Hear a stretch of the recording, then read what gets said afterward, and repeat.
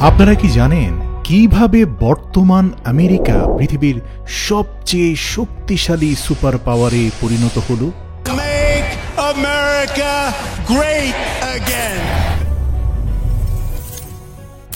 খোলাফায়ে রাশেদার হাত ধরে বনু উমাইয়া, আব্বাসি খেলাফত এবং ওসমানী খেলাফতের এই দীর্ঘ হাজার বছরের ইতিহাসে সবচেয়ে ক্ষমতাধর মুসলিম সাম্রাজ্যর কিভাবে আজকের এই করুণ পরিণতি হলো, আজকের এই ভিডিওতে আমরা আপনাদেরকে মুসলিম সাম্রাজ্যসমূহের হাজার বছরের গৌরবোজ্জ্বল ইতিহাস সম্পর্কে জানাবো। একই সাথে এটাও জানাবো কিভাবে আমেরিকা একটা অজানা ভূখণ্ড, যেটাকে পৃথিবীর মানুষজন জেনেছে মাত্র 500 বছর আগে, তারাই কিনা পৃথিবীর সবচেয়ে শক্তিশালী সুপার পাওয়ারে পরিণত হলো। তাই আমি অনুরোধ করব এই ভিডিওটা আপনার চোখ খুলে দিবে, শেষ পর্যন্ত দেখুন। প্রিয় দর্শক, কোরআনের একটি সূরা যার নাম সূরা আর-রুম, এই সূরাটি মহান আল্লাহ তাআলা সেই সময়ের একটি পরাশক্তি রোমান সাম্রাজ্যের ব্যাপারে নাজিল করেছেন।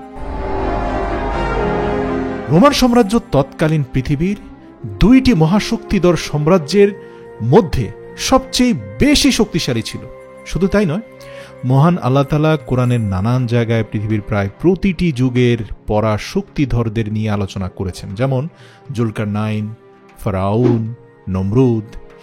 অর্থাৎ একজন মুসলিম হিসাবে আমাদের জন্য নিজেদের যুগের সকল পরাশক্তিকে বোঝা খুবই গুরুত্বপূর্ণ। কোরআনও সকল যুগের পরাশক্তিদের নিয়ে গবেষণা করেছে এবং মুসলিমদের গবেষণা করার অনুরোধ করেছে, উৎসাহ দিয়েছে, কারণ এর মধ্যেও সফলতা লুকিয়ে আছে। তো বর্তমানে আমাদের যুগের পরাশক্তি হলো আমেরিকা, এতে কারো কোনো দ্বিমত নেই। তো প্রিয় দর্শক, আমরা সবাই জানি যে রাসূল সাল্লাল্লাহু আলাইহি ওয়াসাল্লামের ইন্তেকালের পর তার রেখে যাওয়া 4 জন মহান খলিফা প্রথমবারের মতো মুসলমানদের এই ছোট্ট সাম্রাজ্যটি বিশ্বের শ্রেষ্ঠতম পরাশক্তিতে পরিণত করেছিল। কিন্তু মাত্র 30 বছর পর এই খেলাফত অর্থাৎ খোলাফায়ে রাশেদার শাসনকাল শেষ হয়ে যায় এবং মুসলমানদের এই সাম্রাজ্য বানু উমাইয়াদের নিয়ন্ত্রণে চলে যায়, যারা পরবর্তী বছরগুলোতে এই ইসলামিক সাম্রাজ্যকে আরও প্রসারিত করে এবং এর একটি শক্তিশালী অর্থনীতিও প্রণয়ন করে। কিন্তু এই বানু উমাইয়াদের দ্বিতীয় বাদশাহ ইয়াজিদ বিন মুয়াবিয়ার যুগে ইসলামের ইতিহাসের সবচেয়ে বেদনাদায়ক ঘটনাটি ঘটে কারবালার ময়দানে, যেখানে ইয়াজিদের সৈন্যরা রাসূল সাল্লাল্লাহু আলাইহি ওয়াসাল্লামের বংশধরের অনেক লোককে অত্যন্ত নির্মমভাবে শহীদ করে। কারবালার ঘটনার পর পরবর্তী 70 বছর ধরে উমাইয়া পরিবার থেকে কেউ শাসন ক্ষমতা ছিনিয়ে নিতে পারেনি এবং তারা অনায়াসে মুসলমানদের এই পুরো সাম্রাজ্যের উপর শাসন চালায়। কিন্তু এই 70 বছরেও কারবালার দুঃখ মুসলমানদের অন্তর থেকে মুছে যায়নি এবং ইসলাম যত ছড়িয়ে পড়তে থাকে, কারবালার ঘটনা ধীরে ধীরে মানুষের মনে প্রচণ্ড ক্রোধে পরিণত হতে থাকে। এছাড়াও একটি সমস্যা আরও ছিল যে বনু উমাইয়াদের যুগে শুধুমাত্র আরবদেরই সম্মান ছিল এবং অন্যান্য জাতিদের তেমন কোনো গুরুত্ব দেওয়া হতো না। এদের সাথে এমন আচরণ করা হতো যেমনটা আজ আরব দেশগুলোতে বাংলাদেশ, পাকিস্তান এবং ভারতীয় নাগরিকদের সাথে করা হয়। যারা সৌদি আরবে প্রবাসী আছেন ভালো করেই জানেন, সাধারণত আরবরা আমাদের সাথে বা আমাদের দেশীয় যে সকল ভাইরা সেখানে খেটে খায় তাদের সাথে কেমন আচরণ করে। তো যাই হোক, অবশেষে 70 বছর পর বনু উমাইয়াদের এই সব ভুলের কারণে মানুষ তাদের উপর এতটাই বিরক্ত হয়ে যায়, এতটাই বিরুদ্ধে চলে যায় যে আরেকটি বংশ আব্বাসীয়রা বনু উমাইয়াদের বিরুদ্ধে বিদ্রোহ করার সুযোগ পায়।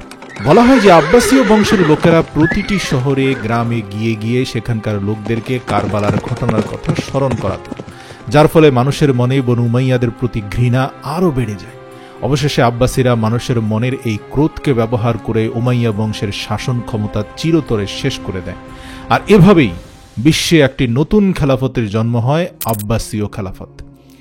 এই আব্বাসীয় বংশের প্রথম খলিফা ক্ষমতায় এসেই এই আদেশ জারি করে দিলেন যে উমাইয়া বংশের কাউকে যেখানেই দেখা যাবে তাকে ধরে তার শিরচ্ছেদ করা হবে, চাই সে এই খেলাফতের অংশ হোক বা না হোক, কাউকেই ছাড় দেওয়া হবে না। খলিফার এই নির্দেশের পর আব্বাসীয় সেনাবাহিনীরা সমগ্র ইসলামিক সাম্রাজ্যে ছড়িয়ে পড়ে এবং তারা বনু উমাইয়াদের প্রত্যেক সদস্যকে খুঁজে খুঁজে বের করে হত্যা করতে শুরু করে এবং এভাবেই বনু উমাইয়াদের লক্ষ লক্ষ মানুষ মারা যায়। মানে প্রথম 70 বছর তারা মারে, এরপরে তাদের মারা শুরু হয়ে যায়। কিন্তু এই সবের পরেও আব্বাসীয়দের রাগ কমেনি। এরপর আব্বাসীয়রা সরাসরি বনু উমাইয়াদের রাজধানীর দিকে রওনা দেয়, কারণ উমাইয়াদের রাজধানী দামেস্কে বনু উমাইয়াদের সকল বাদশাহের কবর ছিল। আব্বাসীরা এই বাদশাহের মৃতদেহ কবর থেকে তুলে আনে এবং তাদের মৃতদেহকে চাবুক পেটা করে তাতে আগুন লাগিয়ে দেয়। শুধুমাত্র বনু উমাইয়াদের একজন খলিফা ওমর বিন আব্দুল আজিজ ছাড়া কাউকে তারা ছাড়ে না। কিন্তু এই ওমর বিন আব্দুল আজিজকে আব্বাসীয়রা অনেক সম্মান করত এবং তার ইজ্জত আজ পর্যন্ত আছে। একমাত্র উমাইয়া শাসক যার বিরুদ্ধে কোনো কন্ট্রোভার্সি নেই, কোনো বিরোধ নেই, সবাই এক বাক্যে তাকে ভালোবাসে। তো যাই হোক, যার কবরকে আব্বাসীয়রা একদম অক্ষত রাখে এবং সম্মানের সাথে রাখে। বনু উমাইয়া বংশের যারা বেঁচে ছিল তারা জানতো যে এখন এখানে থাকা অসম্ভব, তাই তারা এই ইসলামিক সাম্রাজ্য ছেড়ে পশ্চিমা দেশগুলোর দিকে পালাতে শুরু করে। কিন্তু আব্বাসীয়রা তাদের পিছু নেয়।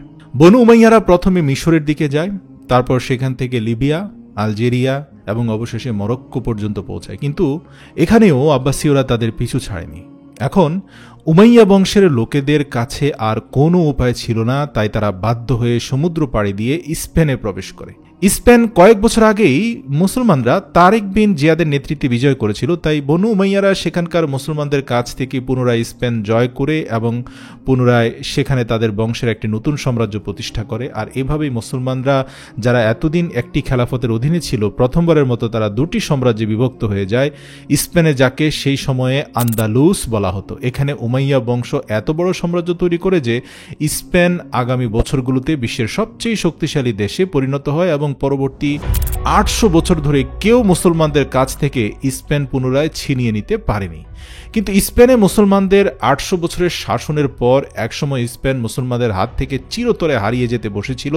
এর কারণ স্পেনের কাছেই দুটি ছোট ছোট খ্রিস্টান সাম্রাজ্য ছিল এবং এই দুটি খ্রিস্টান সাম্রাজ্য এতদিন একে অপরের সাথে সবসময় যুদ্ধে লিপ্ত ছিল। কিন্তু এরপর হঠাৎ একদিন তাদের মধ্যে একটি সাম্রাজ্যের বাদশাহ, যার নাম কিং ফার্ডিনান্ড, অপর সাম্রাজ্যের রানী ইসাবেলাকে বিয়ে করেন এবং এই রাজকীয় বিবাহের পর এই দুটি সাম্রাজ্যের শত্রুতা চিরতরে শেষ হয়ে যায় এবং তারা উভয় মিলে মুসলমানদের বিরুদ্ধে একটি ঐক্যবদ্ধ সাম্রাজ্য তৈরি করে। এরপর রাজা ফার্ডিনান্ড এবং রানী ইসাবেলা একসাথে মিলে মুসলমানদের সাম্রাজ্য অর্থাৎ স্পেন আক্রমণ করে বসে এবং লক্ষ লক্ষ মুসলমানকে শহীদ করে। শুধু তাই নয়, তারা মুসলমানদের পাশাপাশি ইয়াহুদিদেরকেও হত্যা করতে শুরু করে। স্পেনে তখন খ্রিস্টানরা মুসলমানদের উপর অনেক অত্যাচার করেছিল, কিন্তু সেই সময়টা আজকের মতো ছিল না যে বিশ্ব মুসলমানের কোনো সাহায্যকারী নেই। কারণ যখনই স্পেনে মুসলমানদের উপর অত্যাচার শুরু হয় তখন সেই সময়ে মুসলিম পরাশক্তি ওসমানীয় সাম্রাজ্যের বাদশাহ বায়েজিদ তার নৌবাহিনীকে স্পেনের উদ্দেশ্যে পাঠান, যাতে তারা সেখানকার মুসলমান ও ইয়াহুদিদের উদ্ধার করে ওসমানীয় সাম্রাজ্যের দিকে নিয়ে আসতে পারে। এবং তারপর স্পেন থেকে আসা মুসলমান ও ইয়াহুদিদেরকে অটোমান বাদশাহ খুব আন্তরিকভাবে স্বাগত জানায় এবং এদের সকলকে তার সাম্রাজ্যের নাগরিকত্ব দেয়। এদের সকলকে নিজ সাম্রাজ্যে স্বাগত জানানোর পর ওসমানীয় সাম্রাজ্যের বাদশাহ ইউরোপে হওয়া মুসলমানদের উপর অত্যাচারের প্রতিশোধ নেওয়ার জন্য ইউরোপীয় ব্যবসায়ীদের জন্য এশিয়া ও ইউরোপের মধ্যে যোগাযোগের সমস্ত রাস্তা বন্ধ করে দেয়। কিন্তু ইউরোপীয়রা এর পরেও তাদের লক্ষ্য থেকে পিছপা হয়নি এবং অবশেষে 1492 সালে খ্রিস্টানরা মুসলমানদেরকে স্পেন থেকে চিরতরে বের করে দেয়। প্রিয় দর্শক, আপনারা হয়তো ভাবছেন এই সবের সাথে আমেরিকার কি সম্পর্ক? দাঁড়ান বলছি। এই সবের সাথে আমেরিকার গভীর সম্পর্ক আছে। 1492 সালে যখন মুসলমানদেরকে স্পেন থেকে বহিষ্কার করা হয়, ঠিক সেই একই বছরে একজন স্প্যানিশ নাবিক খুব অদ্ভুত এবং অনন্য একটি প্রস্তাব নিয়ে কিং ফার্ডিনান্ড এবং রানী ইসাবেলার দরবারে উপস্থিত হন। এই সেই স্প্যানিশ নাবিক যার নাম ছিল ক্রিস্টোফার কলম্বাস। আসলে ওসমানীয় সাম্রাজ্যের শাসকরা ইউরোপের উপর এতটাই কঠোর নিষেধাজ্ঞা জারি করেছিলেন যে তখন ইউরোপ এবং এশিয়ার মধ্যে সমস্ত রাস্তা তাদের জন্য বন্ধ হয়ে গিয়েছিল, যার কারণে ইউরোপের পরিস্থিতি খুব খারাপ হয়ে গিয়েছিল। কারণ ইউরোপ খুব ঠান্ডা একটি অঞ্চল এবং সেখানে তাদের নিজস্ব উন্নত কোনো কৃষি ব্যবস্থা ছিল না এবং সেখানকার জমিতে খুব কম জিনিসই উৎপাদন হতো। তাই ইউরোপের নিত্য প্রয়োজনীয় সমস্ত জিনিসের বেশিরভাগই চীন এবং ভারত থেকে আমদানি করতে হতো। কিন্তু যেহেতু ওসমানীয় বাদশাহ ইউরোপের জন্য সমস্ত রাস্তা বন্ধ করে দিয়েছিলেন, ফলে ইউরোপের জন্য এখন ভারতে পৌঁছানো খুব কঠিন ছিল। কারণ এখন তাদেরকে এই ছোট রাস্তাটির পরিবর্তে পুরো আফ্রিকা ঘুরে ভারতে পৌঁছাতে হতো। আর এই দীর্ঘ যাত্রায় তাদের অনেক বেশি অর্থ খরচ হতো, যার কারণে সেই সময় ইউরোপে মুদ্রাস্ফীতি অনেক বেড়ে গিয়েছিল এবং ইউরোপের লোকেরা খুব দরিদ্র হয়ে পড়েছিল। কিন্তু ভারতে পৌঁছানো ইউরোপের জন্য খুব জরুরি ছিল, কারণ ভারতের মশলা যেমন দারুচিনি, গোলমরিচ এবং লবঙ্গ বিশ্বের সবচেয়ে গুরুত্বপূর্ণ জিনিসগুলোর মধ্যে গণ্য করা হতো। এটা শুধুমাত্র তাদের স্বাদের কারণেই নয়, বরং এই মশলাগুলোই সেই সময়ে ভেষজ ঔষধেও ব্যবহৃত হতো। মানে মেডিকেল ইন্ডাস্ট্রিতেও ভারতের এই সকল মশলার গুরুত্বপূর্ণ ভূমিকা ছিল। এবং সবচেয়ে গুরুত্বপূর্ণ বিষয় হলো সেই সময় বিশ্বে ফ্রিজার ব্যবস্থা ছিল না, তাই লোকেরা এইসব মশলা ব্যবহার করে খাদ্য সামগ্রী নষ্ট হওয়া থেকে নিজেদের খাদ্য গুদাম রক্ষা করত। ওসমানীয় সাম্রাজ্যের নিষেধাজ্ঞার পরে এখন ইউরোপকে এই ছোট রাস্তাটির পরিবর্তে পুরো আফ্রিকা ঘুরে ভারতে পৌঁছাতে হতো। এই সফরে তাদের খরচও অনেক হতো এবং তাদের অনেক জাহাজ ধ্বংস হয়ে যেত। ক্রিস্টোফার কলম্বাসের প্রস্তাব ছিল যে তিনি ভারত যাওয়ার জন্য একটি নতুন রাস্তা খুঁজে বের করবেন, যে রাস্তাটি ওসমানীয় সাম্রাজ্য নিয়ন্ত্রণ করতে পারবে না। এবং তার এই আইডিয়া কিং ফার্ডিন্যান্ড এবং রানী ইসাবেলা উভয়েরই খুব পছন্দ হয়েছিল এবং এইভাবে কলম্বাস 3টি জাহাজ নিয়ে প্রথমবারের মতো একটি নতুন বিশ্বের দিকে রওনা হন। বারমুডা ট্রায়াঙ্গেল অতিক্রম করে প্রায় 36 দিনের যাত্রা শেষে কলম্বাসের জাহাজ একটি দ্বীপে পৌঁছায়। কলম্বাস এই দ্বীপে পৌঁছে কিছু বাদামি চামড়ার মানুষদেরকে দেখতে পান। তারা দেখতে আমাদের মতোই ছিল এবং তার কাছে মনে হয়েছিল যে অবশেষে সে ভারতে পৌঁছে গেছে। সেজন্য কলম্বাস সেখানকার লোকদেরকে ইন্ডিয়ান নামে অভিহিত করেন এবং বলা হয় যে কলম্বাস তার মৃত্যু পর্যন্ত এটাই মনে করতেন যে এই সমস্ত অঞ্চল আসলে ভারতই, কিন্তু তিনি ভুল ছিলেন। এর কয়েক বছর পর একজন নতুন আবিষ্কারক যার নাম আমেরিগো, তিনি প্রথমবারের মতো ঘোষণা করেন যে এটি ভারত নয়, বরং এটি নতুন একটি এলাকা এবং এই আমেরিগোর কারণেই বর্তমানে সেই পুরো অঞ্চলকে আমেরিকা বলা হয়।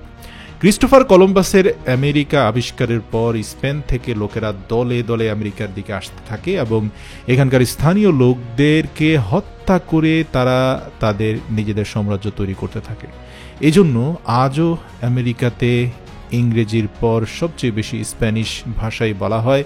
স্পেনের পরে যখনই বাকি ইউরোপের লোকেরাও আমেরিকা নামক এই নতুন বিশ্বের খবর পায়, তখন ফ্রান্স, ব্রিটেন এবং পর্তুগালও তাদের সেনাবাহিনী আমেরিকাতে পাঠায় এবং এর বিভিন্ন অংশ দখল করতে শুরু করে। তো প্রিয় দর্শক, মনোযোগ দিয়ে এই বিষয়টা খেয়াল করবেন।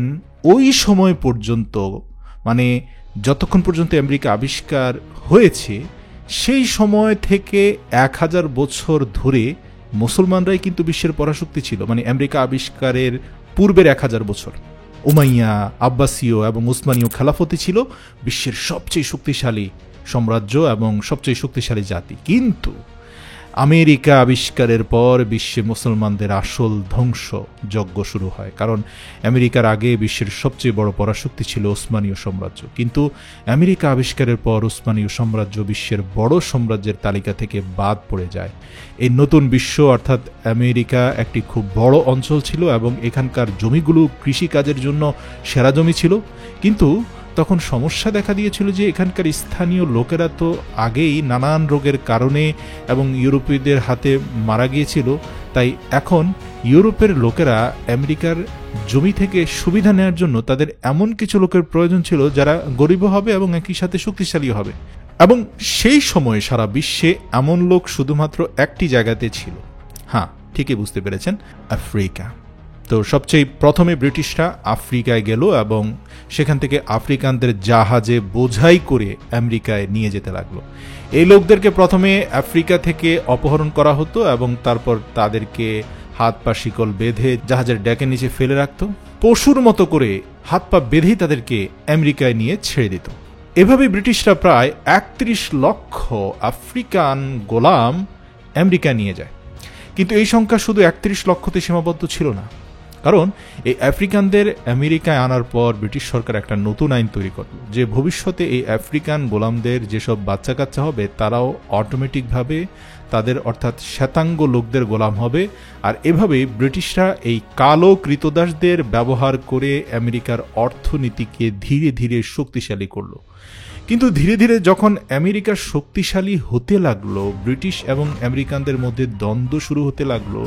কারণ এখানে মূল সমস্যাটা ছিল এই যে তখন ব্রিটিশরা দুই ভাগে ভাগ হয়ে গিয়েছিল। একদল তারা যারা ব্রিটেনে থাকতো আর দ্বিতীয় দল তারা যারা কলম্বাসের পর গত 300 বছর ধরে আমেরিকায় গিয়ে বসবাস করছিল। তো এখন ব্রিটেনের ইংরেজরা আমেরিকার ইংরেজদের হুকুম দিল যে আমেরিকার জমি থেকে যত লাভ হবে সেই সব তাদের ব্রিটেনের রাজধানী অর্থাৎ লন্ডনে পাঠাতে হবে। কিন্তু আমেরিকার ইংরেজরা এই কথা মেনে নিতে অস্বীকৃতি জানালো। আমেরিকার ইংরেজদের এই বিদ্রোহে ব্রিটেনের ইংরেজরা প্রচণ্ড ক্ষিপ্ত হয়। তাই আমেরিকার ইংরেজদের শিক্ষা দেওয়ার জন্য ব্রিটেনের ইংরেজরা আমেরিকার সকল পণ্য যেমন চা, তামাক, তুলা ইত্যাদির উপর বড় অঙ্কের ট্যাক্স ধার্য করল, যার কারণে আমেরিকার ইংরেজরা সিদ্ধান্ত নিল যে তারা আর ব্রিটেনের অধীনে থাকবে না। তারা তাদের নেতা জর্জ ওয়াশিংটনের নেতৃত্বে স্বাধীনতার যুদ্ধ শুরু করে। কিন্তু এখানে একটা বড় সমস্যা দেখা দেয়। যখনই আমেরিকায় স্বাধীনতার যুদ্ধ শুরু হয় সেই একই সময় সেখান থেকে অনেক দূরে ব্রিটিশদের আরেকটি কলোনি ভারতের এক মহান সুলতান নিজেদের স্বাধীনতার জন্য যুদ্ধ শুরু করে দেয়, আর সেই মহান নেতার নাম ছিল টিপু সুলতান। তাই এখন ব্রিটেনের হাতে দুটি অপশন ছিল, হয়তো তারা তাদের সমস্ত শক্তি ও সৈন্য নিয়ে তাদের ভারতের কলোনিকে রক্ষা করবে, আর নয়তো আমেরিকাকে। তো শেষ পর্যন্ত ব্রিটিশ নেতারা এই সিদ্ধান্ত নিল যে তারা তাদের বেশি সৈন্যকে আমেরিকায় নয় বরং ভারতে পাঠাবে টিপু সুলতানকে মোকাবেলা করার জন্য, কারণ সেই সময় ভারতের তুলনায় আমেরিকার কোনো মূল্য ছিল না। ব্রিটিশদের কাছে ওই সময় ভারতে ছিল রত্ন ভাণ্ডারের মতো। তো এখন যেহেতু ব্রিটিশদের বেশি মনোযোগ ভারতের দিকেই ছিল, তাই আমেরিকার নেতা জর্জ ওয়াশিংটন অল্প কিছুদিনের মধ্যেই তাদের স্বাধীনতার যুদ্ধে জিতে গেলেন, আর এভাবেই সর্বপ্রথম আমেরিকা বিশ্বের দরবারে একটি স্বাধীন দেশ হিসাবে আত্মপ্রকাশ করল। ব্রিটিশ সাম্রাজ্যের আমেরিকা হারানোর দুঃখ তো ছিলই, কিন্তু এতে তাদের শক্তির উপর তেমন বড় কোনো প্রভাব পড়েনি, কারণ আমেরিকা হারানোর পর ব্রিটিশরা ভারতীয় নেতা টিপু সুলতানকে হত্যা করে পুরো ভারতের উপর তাদের শাসন প্রতিষ্ঠা করে। এই সব কিছুই আজ থেকে 250 বছর আগে ঘটেছিল। 250 বছর পূর্বে যখন একদিকে পুরো বিশ্বে বাদশাহ এবং রানীদের শাসন ছিল, তখন আমেরিকায় তাদের প্রথম রাষ্ট্রপতি জর্জ ওয়াশিংটন প্রথমবারের মতো বিশ্বে একটি রাষ্ট্রপতি পদ্ধতি তৈরি করলেন, যেখানে আমেরিকানদের কোনো বাদশাহ ছিল না এবং তাদের রাষ্ট্রপতিও কেবল 8 বছর দেশ শাসন করতে পারে।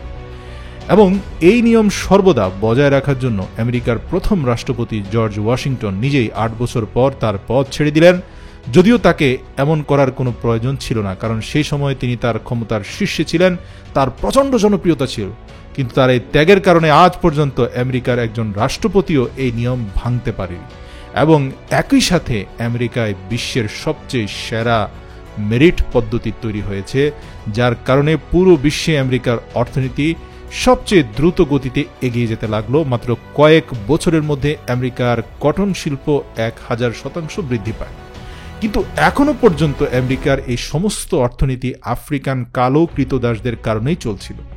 কিন্তু এরপর ক্ষমতায় আসেন আমেরিকার এমন একজন রাষ্ট্রপতি যিনি এখন পর্যন্ত আমেরিকার সবচেয়ে বিখ্যাত এবং জনদরদি মানুষ বলে জানা হয়ে থাকে, আর তার নাম ছিল আব্রাহাম লিঙ্কন, যিনি রাষ্ট্রপতি হওয়ার সাথে সাথেই আমেরিকাতে একটি বিল পাশ করলেন যে আমেরিকার সমস্ত আফ্রিকান কালো কৃতদাসদের মুক্তি দেওয়া হবে এবং আজ থেকে আমেরিকাতে কেউ কারো গোলাম হবে না। আব্রাহাম লিঙ্কনের এই সিদ্ধান্তের পরে যেসব লোকেরা আমেরিকার এই দাস ব্যবসা থেকে লাভবান হচ্ছিল, তারা লিঙ্কনের এই সিদ্ধান্তের বিরুদ্ধে আমেরিকাতে বিদ্রোহ করল এবং এভাবে আমেরিকার ইতিহাসের সবচেয়ে বড় গৃহযুদ্ধ শুরু হলো।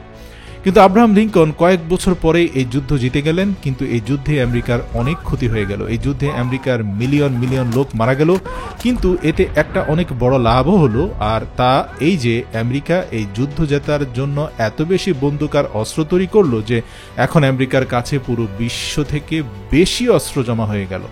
মানে পুরো বিশ্বের কাছে যা অস্ত্র আছে তার থেকে বেশি অস্ত্র আমেরিকার কাছেই আছে।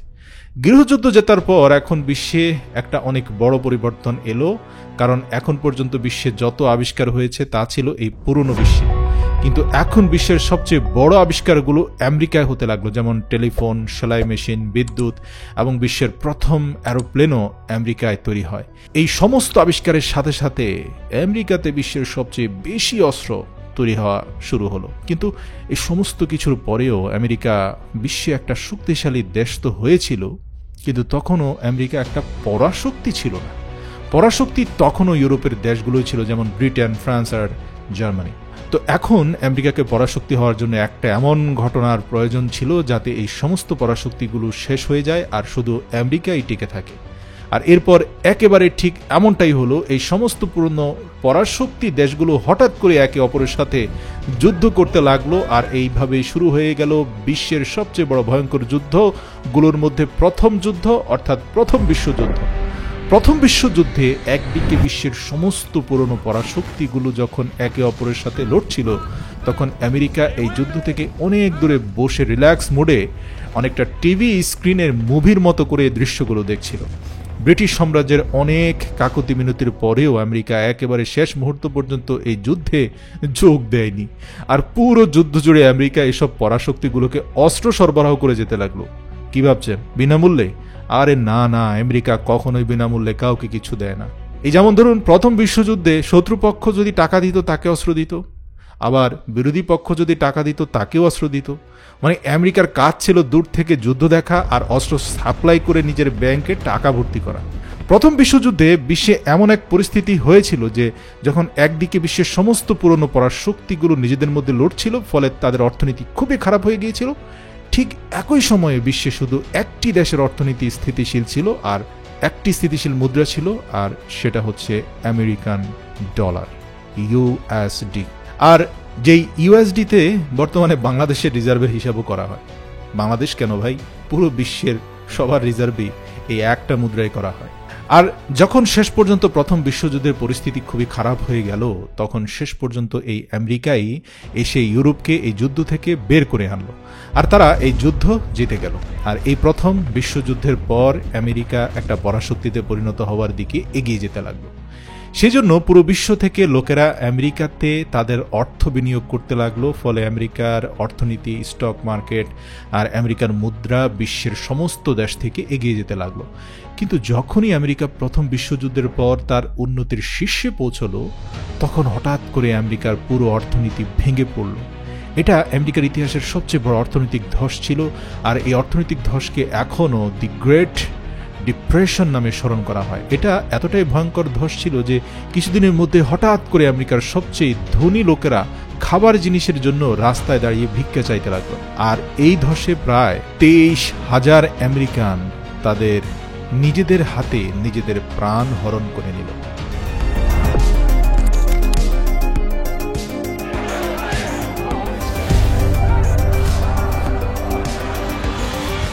যাদের মধ্যে অনেক লোক আমেরিকার এই সুন্দর বিল্ডিংগুলো থেকে ঝাঁপ দিয়েও নিজেকে খতম করে দিল।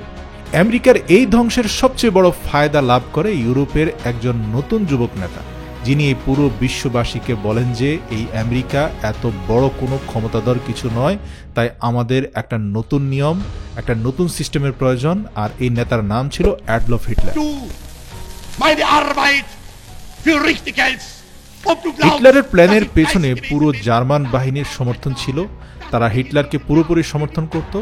আর এভাবেই কিছু বছরের মধ্যেই হিটলার জার্মানির সবচেয়ে শক্তিশালী নেতা হয়ে গেল। আর ধীরে ধীরে তার কাছে এতটাই শক্তি এসে গেল, সে জার্মানির কাছেই অন্য আরেকটি দেশ পোল্যান্ডের উপর হামলা করে বসল। আর এভাবে আবারও বিশ্বে একটা নতুন যুদ্ধ শুরু হলো, দ্বিতীয় বিশ্বযুদ্ধ। কিন্তু এই দ্বিতীয় বিশ্বযুদ্ধেও আমেরিকা একেবারে প্রথম যুদ্ধের মতোই এই যুদ্ধে অংশ নিল না, আর আবারও একেবারে আরামে দূর থেকে বসে বসে টিভি স্ক্রিন স্টাইলে যুদ্ধ দেখলো, আর যে টাকা দিচ্ছিল তাকে অস্ত্র দিচ্ছিল। আবারও একদিকে সমস্ত পরাশক্তিগুলো লড়ছিল, আর আমেরিকা এই সব দেশ থেকে ফায়দা হাসিল করছিল। আর এভাবে যুদ্ধ থেকে পয়সা কামানো আমেরিকার চিরকালের অভ্যেস হয়ে দাঁড়িয়েছে। এখনও দেখবেন বিশ্বের বিভিন্ন দেশে যুদ্ধ লাগিয়ে পয়সা কামানোর এই যে প্র্যাকটিস, এটা প্রায় সময় তাদের মধ্যে দেখা যায়। ওইদিকে জার্মানিতে হিটলার খুব দ্রুত তার অস্ত্র আর সেনাবাহিনীকে বাড়াচ্ছিল, আর বারবার সর্বত্র তার বক্তৃতায় বলতে লাগলো যে জার্মানির পরাজয়ের একমাত্র কারণ ছিল ইয়াহুদিরা। তাদের কারণেই আমরা প্রথম বিশ্বযুদ্ধে হেরেছিলাম, এবং হিটলারের নির্দেশে জার্মানিরা ইয়াহুদদের উপর অত্যাচার শুরু করে। কিন্তু এখন এখানে সমস্যা হলো যে ইয়াহুদিরা সেই সময়েও বিশ্বের সবচেয়ে বুদ্ধিমান জাতি ছিল, আর বিশ্বের প্রায় সমস্ত বড় বিজ্ঞানীরা এই ইয়াহুদিদের মধ্যেই ছিল। এদের মধ্যে একজন জার্মান ইয়াহুদি বিজ্ঞানীর নাম ছিল অ্যালবার্ট আইনস্টাইন। যখনই হিটলার এই ইয়াহুদিদের উপর অত্যাচার শুরু করলো, তখন আইনস্টাইন একজন জার্মান নাগরিক হওয়া সত্ত্বেও আমেরিকাকে সমর্থন করতে লাগলো। আর সেই সময় হঠাৎ একদিন দ্বিতীয় বিশ্বযুদ্ধ শুরু হয়। ফলে এই ঘটনার সাথে সাথে জার্মানিতে বসে আলবার্ট আইনস্টাইন তৎকালীন আমেরিকান রাষ্ট্রপতি রুজভেল্টকে একটি অত্যন্ত গোপন চিঠি পাঠান, এবং এই চিঠিতে আলবার্ট আইনস্টাইনের পক্ষ থেকে একটি অত্যন্ত গুরুত্বপূর্ণ কথা লেখা হয়েছিল। আলবার্ট আইনস্টাইন চিঠিতে লেখেন, মার্কিন যুক্তরাষ্ট্রের রাষ্ট্রপতির কাছে, মিস্টার প্রেসিডেন্ট, আমি আপনাকে একটি অত্যন্ত গোপন এবং গুরুত্বপূর্ণ চিঠি পাঠাচ্ছি। জার্মানিতে হিটলার একটি অত্যন্ত বিপজ্জনক প্রযুক্তি নিয়ে কাজ করছে, যা সফল হলে বিশ্বের কেউ আর তার সামনে মাথা তুলে দাঁড়াতে পারবে না, আর তা হলো পারমাণবিক বোমা। এই চিঠি আমি আপনাকে এজন্য লিখছি যাতে আপনি আমেরিকার সমস্ত পদার্থবিদদের একত্রিত করে আমেরিকায় পরমাণু বোমা তৈরির কাজ শুরু করে দেন, যাতে আমেরিকা জার্মানির আগেই পরমাণু বোমা তৈরি করতে পারে। অবশ্য এই চিঠি লেখার পর আইনস্টাইন তার এই কাজের জন্য মৃত্যুর আগ পর্যন্ত আফসোস করে গিয়েছিলেন। প্রেসিডেন্ট রুজভেল্ট আইনস্টাইনের এই চিঠি পড়ার পর এর উপর পুরোপুরি অ্যাকশন নিলেন, আর এইভাবেই আমেরিকা একটা সাধারণ ফুটবল স্টেডিয়ামের নিচে অ্যাটম বোমা তৈরি করার কারখানা তৈরি করতে লাগলো। যখন আমেরিকান বিজ্ঞানীরা অ্যাটম বোমা নিয়ে কাজ করছিল, যারা সেই সময় জার্মানির সাথে ছিল, হঠাৎ করে আমেরিকার একটি পোর্টে, যার নাম পার্ল হারবার, হামলা করে বসল, যেখানে 2500 আমেরিকান আর্মি মারা গিয়েছিল এবং আমেরিকার অনেক জাহাজ ও নৌযান ধ্বংস হয়েছিল। তাই বাধ্য হয়ে আমেরিকা, যারা এতদিন এই যুদ্ধ থেকে দূরে ছিল, অবশেষে তারা এই যুদ্ধে অংশ নিয়েছিল। আমেরিকা তাদের পুরো সেনাদল অর্থাৎ 1 কোটি সৈন্য নিয়ে দ্বিতীয় বিশ্বযুদ্ধে অংশগ্রহণ করে, যার মধ্যে অনেক বেসামরিক নাগরিকও ছিল। এর কয়েক বছর পরে প্রথম বিশ্বযুদ্ধের মতোই জার্মানি এই যুদ্ধেও হেরে যায় এবং তাদের নেতা অ্যাডলফ হিটলার একটি ঘরে নিজেকে বন্দী করে আত্মহননের পথ বেছে নেন। জার্মানি তো এই যুদ্ধ থেকে বেরিয়ে যায়, কিন্তু তাদের সাথী জাপান এখনও এই যুদ্ধ চালিয়ে যাচ্ছিল। তখন আমেরিকান রাষ্ট্রপতি জাপানের সম্রাট হিরোহিতোকে এই মর্মে সতর্ক করেন যে আত্মসমর্পণ করো, না হলে আমরা তোমাদের এমন পরিণতি করব যা আগত বিশ্ব মনে রাখবে। কিন্তু অবশ্যই জাপান তখন আত্মসমর্পণ করেনি এবং তাদের সম্রাট ভেবেছিলেন যে আমেরিকা বেশি হলে তাদের কী বা ক্ষতি করতে পারবে, কিন্তু তিনি এটা জানতেন না যে আইনস্টাইনের চিঠির পর আমেরিকার অ্যাটম বোমা এখন পুরোপুরি প্রস্তুত। অবশেষে আমেরিকার নতুন রাষ্ট্রপতি হ্যারি ট্রুম্যান তার অফিসে একটি মিটিং ডাকলেন, যেখানে আমেরিকান রাষ্ট্রপতি তার আর্মি জেনারেলের কাছে জানতে চাইলেন যে আমরা কিভাবে জাপানকে আত্মসমর্পণে বাধ্য করতে পারি। তখন তার জেনারেল বললেন যে জাপানিরা খুবই বিপজ্জনক একটি জাতি, তারা এত সহজে আত্মসমর্পণ করবে না, যার ফলে অবশেষে সেই বৈঠকে সবাই মিলে জাপানে বিশ্বের প্রথম অ্যাটম বোমা ব্যবহার করার সিদ্ধান্ত নিলেন। অবশেষে আমেরিকার একটি দ্বীপ থেকে পল তার বিমানে করে অ্যাটম বোমা নিয়ে জাপানের হিরোশিমা শহরের দিকে রওনা হলেন। এই উড়োজাহাজটি হিরোশিমায় ঠিক 8:15 পৌঁছালো। সেই সময় সেই শহরের সব বাচ্চারা তাদের স্কুল এবং বড়রা তাদের কাজের উদ্দেশ্যে যাচ্ছিল, এবং ঠিক এই সময়ে পল একটি বোতাম টিপলেন এবং অ্যাটম বোমাটিকে জাহাজ থেকে ফেলে দিলেন। তার উড়োজাহাজ তো চলে গেল এই বোমা ফেলে, কিন্তু এই অ্যাটম বোমাটি মাত্র 44 সেকেন্ড পর্যন্ত বাতাসে নিচের দিকে পড়তে থাকলো, অর্থাৎ বোমাটি মাটি পর্যন্ত পৌঁছানোর আগেই কিছু লোক নিশ্চয়ই এই অ্যাটম বোমাটিকে দেখেছিল। হঠাৎ আকাশে একটি তীব্র উজ্জ্বল আলো দেখা গেল এবং মাত্র 1 সেকেন্ডের মধ্যে 70,000 মানুষের জীবন শেষ হয়ে গেল। জাপান যখন মাত্র বুঝতে চেষ্টা করছিল যে তার সাথে আসলে কি করা হয়েছে, তখন এই ঘটনার মাত্র 3 দিন পরে আমেরিকা জাপানের দ্বিতীয় শহর নাগাসাকিতেও আরেকটি অ্যাটম বোমা ফেলে দিল, যাতে 40,000 মানুষ মারা গেল। এই বিস্ফোরণের পর মার্কিন রাষ্ট্রপতি আবারও জাপানের সম্রাটকে সতর্ক করলেন যে তোমরা আত্মসমর্পণ করো, না হলে আমাদের পরবর্তী লক্ষ্য হবে টোকিও।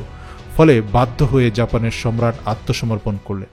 এই বিস্ফোরণের পর আমেরিকাতে একটি খুব মজার জরিপ করা হয়েছিল, যেখানে আমেরিকানদের জিজ্ঞাসা করা হয়েছিল যে আমেরিকা জাপানে এই অ্যাটম বোমা ফেলে ঠিক করেছে নাকি ভুল, যার মধ্যে 85% লোক বলেছিল যে আমেরিকান রাষ্ট্রপতি একেবারে সঠিক সিদ্ধান্ত নিয়েছেন। কিন্তু ধীরে ধীরে এই সিদ্ধান্তের বিরুদ্ধে লোক সংখ্যা বাড়তে থাকে এবং এই সংখ্যা 85 থেকে 50% নেমে আসে, কারণ লোকেরা বুঝতে পারে যে এই হামলা মূলত আমেরিকা জাপানের একেবারে সাধারণ নিরীহ বেসামরিক নাগরিকদের উপর করেছে। সেনাবাহিনীর তেমন কোনো সদস্য এতে মারা যায়নি। প্রিয় দর্শক, আপনারা নিশ্চয়ই এটাও শুনেছেন যে যেই পাইলটরা এই শহরগুলোতে অ্যাটমিক বোমা ফেলেছিলেন তারা পরবর্তীতে আত্মহনন করতে বাধ্য হয়েছিলেন, কারণ একটা অজানা আতঙ্ক আর তীব্র অন্তরের কষ্ট তাদেরকে পুরোপুরি খেয়ে ফেলছিল যে তারা বেঁচে থাকার থেকে পৃথিবী থেকে চলে যাওয়াটাকে শ্রেয় মনে করছিলেন। সত্য কথা বলতে প্রকাশ্যে তারা কখনো এটা বলতে পারতেন না, কারণ রাষ্ট্রীয়ভাবে তাদের এটা আদেশ করা হয়েছে। এজন্য সাংবাদিকরা জিজ্ঞেস করলে তারা বোমা ফেলার ঘটনাকে সমর্থন করতেন, কিন্তু কোথাও না কোথাও তাদের মনে অবশ্যই অনুশোচনা ছিল, কারণ তারা মরার আগে এই উইল করে গিয়েছিলেন যে তাদের মৃত্যুর পর যেন তাদের দেহকে কবর দেওয়ার পরিবর্তে আগুন দিয়ে পুড়িয়ে দেওয়া হয়। তবে আত্মহনন করার ঘটনা যেটা আমরা শুনে থাকি সেই তথ্যটা সঠিক নয়। দ্বিতীয় বিশ্বযুদ্ধের পর এখন সারা বিশ্ব আমেরিকার শক্তি দেখেছে, তাই এখন আমেরিকা একটা সুপার পাওয়ার হয়ে ওঠে। আর আমেরিকার অর্থনীতি এবং আমেরিকার মুদ্রা ডলার সবচেয়ে শক্তিশালী কারেন্সি হয়ে ওঠে। এরপর আমেরিকা ইউএন তৈরি করে, অর্থাৎ ইউনাইটেড নেশন বা জাতিসংঘ তৈরি করে, এবং এই জাতিসংঘের সদর দপ্তর যেহেতু আমেরিকার ভেতরেই, তাই এটাও আমেরিকার শক্তিকে আরও জোরদার করে এবং আমেরিকা প্রথমবারের মতো বিশ্বের একমাত্র সুপার পাওয়ার হয়ে ওঠে। বিশ্বের সমস্ত দেশ আমেরিকার কাছে মাথা নত করে, শুধুমাত্র একটি দেশ ছাড়া, তার নাম রাশিয়া। এখনও বিশ্বের সুপার পাওয়ার রাশিয়াই থাকতে পারত, কারণ সারা বিশ্বে তাদের কাছেই সবচেয়ে বেশি অ্যাটম বোমা ছিল। তাই সোভিয়েত ইউনিয়ন বা রাশিয়া আমেরিকার মাত্র 4 বছর পর তাদের নিজস্ব অ্যাটম বোমা তৈরি করে এবং এভাবেই তারা আমেরিকাকে সরাসরি চ্যালেঞ্জ জানাতে শুরু করে। আর এরপর বিশ্বের সুপার পাওয়ার হওয়ার একটা নতুন প্রতিযোগিতা শুরু হলো। সুপার পাওয়ার হওয়ার এই দৌড়টি শুরু হয়েছিল অস্ত্র এবং অ্যাটম বোমা দিয়ে, কিন্তু ধীরে ধীরে এই প্রতিযোগিতা দুটি দেশের সব কিছুতেই ছাড়িয়ে গেল, যেমন দাবা, সাঁতার, অলিম্পিক এবং বিজ্ঞানেও। কারণ যখন বিশ্বের প্রথম নভোচারী সোভিয়েত ইউনিয়ন থেকে প্রথমবারের মতো মহাকাশে গিয়েছিলেন, তখন আমেরিকা তাদের সাথে জেতার জন্য নাসাকে এত বেশি অর্থ দিয়েছিল যে আমেরিকার বিজ্ঞানী নীল আর্মস্ট্রং প্রথমবার চাঁদে গিয়ে পৌঁছে যান। এরপর বিশ্বের সমস্ত ছোট ছোট দেশরা এই দুটি সুপার পাওয়ারের মধ্যে যে কোনো একটির পক্ষ নিতে শুরু করে, যেমন উত্তর কোরিয়া সোভিয়েত ইউনিয়নের সাথে এবং দক্ষিণ কোরিয়া আমেরিকার পক্ষ নিয়েছিল, পাকিস্তান আমেরিকার সাথে এবং চীন সোভিয়েত ইউনিয়নের সাথে ছিল। ভারত এই যুদ্ধে বেশিরভাগ সময় নিরপেক্ষ ছিল, যা তাদের খুব ভালো সিদ্ধান্ত ছিল, কারণ যে দেশগুলো সেই সময় এই দুই সুপার পাওয়ারের সাথে ছিল তারা আজও কোনো না কোনোভাবে এই দেশগুলোর গোলাম হয়েই গেছে। আমেরিকা এবং সোভিয়েতের মধ্যে এই দৌড়ে শুরুতে লড়াই খুব কঠিন ছিল, কিন্তু ধীরে ধীরে আমেরিকার শক্তিশালী অর্থনীতির সামনে সোভিয়েত দাঁড়াতেই পারল না এবং অবশেষে বিগত 40 বছরের ঠান্ডা যুদ্ধের অর্থাৎ কোল্ড ওয়ারের পর 1991 সালে সোভিয়েত ইউনিয়ন ভেঙে গেল এবং আবারও বিশ্বের একমাত্র সুপার পাওয়ার হয়ে উঠল আমেরিকা। ভিডিওর শেষ বলা যেতে পারে গত শতাব্দী শুরু হয়েছিল, মানে 1900 শতাব্দীর শুরুর দিকে বিশ্বে অনেক সুপার পাওয়ার ছিল, যেমন ব্রিটিশ, ফ্রান্স, জার্মানি, ওসমানীয় খেলাফত এবং রাশিয়া। কিন্তু সেই শতাব্দীর শেষ হতে না হতে বিশ্বের মাত্র একটি সুপার পাওয়ার বাকি রইল, সেটা হচ্ছে There is the United States of America. United state of America.